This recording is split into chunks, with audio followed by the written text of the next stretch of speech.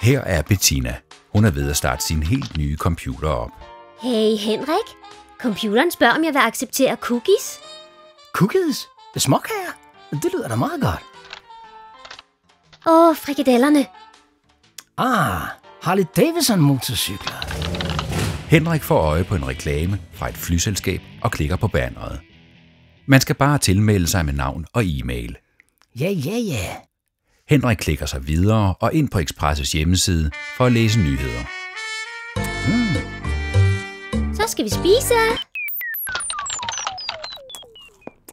Mens Henrik blunder på sofaen, klikker Bettina sig ind på Expresses hjemmeside og giver sig til at læse nyheder.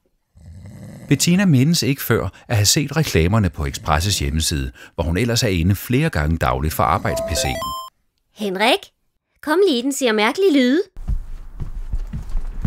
Henrik klikker ind i e-mailprogrammet og ser, at der er 4 ulæste mails, alle afsendt af Lovely Women for You.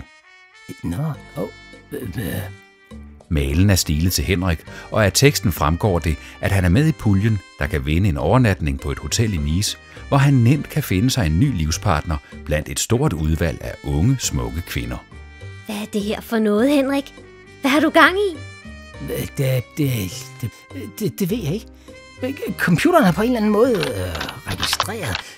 Ja, at du leder efter en ny kæreste, og det skal foregå i Nice. Altså, jamen, skat, jeg troede jo, jeg deltog i en konkurrence om en rejse. Jeg ved ikke, hvad der sker. Den er gået helt bananas. Han ringer efter sønnen Kim, der har forstand på computeren. Kim er ikke i tvivl om, hvad der er sket. De har simpelthen lavet en profil på jer, og så når I kommer ind på siden næste gang, sørger bureauet for at vise reklamer, som svarer til jeres interesser. Hans forældre har ved opstarten af den nye computer accepteret alle typer af cookies. Det betyder, at det reklamebyrå, som placerer bannerreklamer på de hjemmesider, brugerne besøger, automatisk lægger cookies ned på brugernes computere.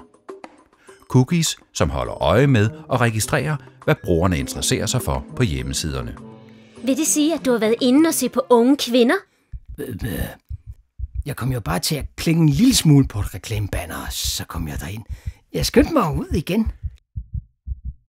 Kim installerer et antivirusprogram og scanner computeren.